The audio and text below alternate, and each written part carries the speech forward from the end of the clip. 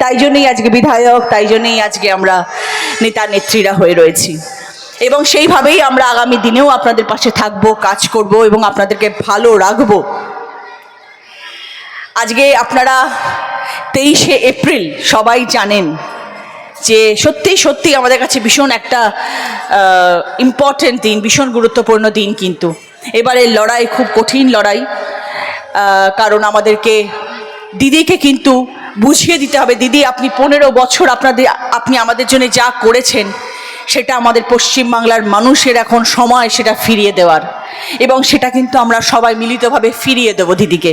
আর ফিরিয়ে দেওয়ার কারণটা হচ্ছে কিভাবে, কারণ তো আপনাদের বললাম ফিরিয়ে দেব কিভাবে, আমরা জোড়া ফুলে বোতাম টিপে দিদিকে সেই সম্মান ফিরিয়ে দেব। কারণ দিদিকেই আমরা চাই, অভিষেক বন্দ্যোপাধ্যায়কেই আমরা চাই দিদি আবার আমাদের কাছে আসুন 2026-এ মুখ্যমন্ত্রী হয়ে, এবং দিদিকে আমাদের পাশে সবসময় পাই। দিদি যেন আমাদের ওপর বটবৃক্ষের মতন ছায়া হয়ে আমাদের ওপরে থাকেন, এবং পশ্চিমবাংলার মানুষ যেন থাকেন দুধে ভাতে, তাদেরকে যেন আমরা কখনো রকম অসুবিধার মধ্যে পড়তে না দিই। তাই জন্য আপনাদের কাছে আমার বিনীত অনুরোধ, আপনারা 23শে এপ্রিল 3 নম্বর বোতাম টিপে সুকুমার দেকে জোড়া ফুলে ভোট দেবেন। আপনাদের নন্দকুমার তমলুকের মানুষের জন্যে, নিজেদের জন্য ভোট দেবেন, নিজেদের সুরক্ষিত করার জন্য ভোট দেবেন, নিজেদের সম্মানকে রক্ষা করার জন্য ভোট দেবেন, নিজেদের ভবিষ্যৎ গড়ার জন্য ভোট দেবেন। তৃণমূল কংগ্রেসকে পাশে রাখবেন, জোড়া ফুলে ভোট দেবেন। আপনাদের সকলকে আমার বিনীত অনুরোধ, ভালো থাকবেন সবাই।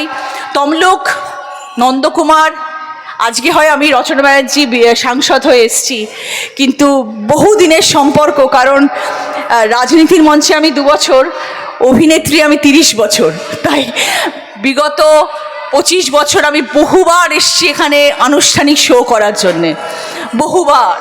আবার মিউজিক্যাল ট্রুপের শো হতো রচনা ব্যানার্জি নাইট, সেখানে আমি প্রচুরবার এসেছি এবং হাজার হাজার মানুষকে অনেক আনন্দ দিয়ে গেছি, অনেক গানের অনুষ্ঠান করে গেছি। তাই আমার এখানকার মানুষের প্রতি অনেক অগাধ ভালোবাসা, আমি খুব ভালোবাসি। কারণ আমি যখনই অনুষ্ঠানে এসেছিলাম আপনারা প্রচুর মানুষ এসেছিলেন এবং আমাকে সবসময় হাততালি দিয়ে আনন্দ দিয়ে গেছেন, এবং সেই ভালোবাসা আনন্দ নিয়ে এতগুলো বছর কাটিয়েছি। আজকে সাংসদ হয়ে আপনাদের সকলের সামনে এসেছি, আপনাদের ভালোবাসা নিয়ে এসেছি।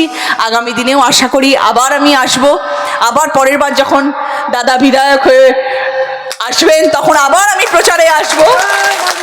5 বছর পরে আবার দাদা বিধায়ক হবেন। দাদাকে সুস্থ রাখার দায়িত্ব আপনাদের, এবং আপনাদেরকে ভালো রাখার দায়িত্ব হচ্ছে সুকুমারদের। এবং আমি আবার আপনাদের সকলের সামনে আসব, আবার আপনাদের সকলের সঙ্গে আমার দেখা হবে।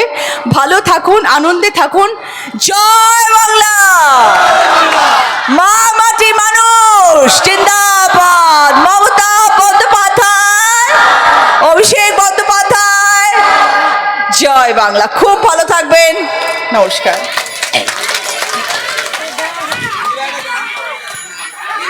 ধন্যবাদ ও কৃতজ্ঞতা জানাই সম্মাননীয়া রচনা ব্যানার্জি মহাশয়াকে।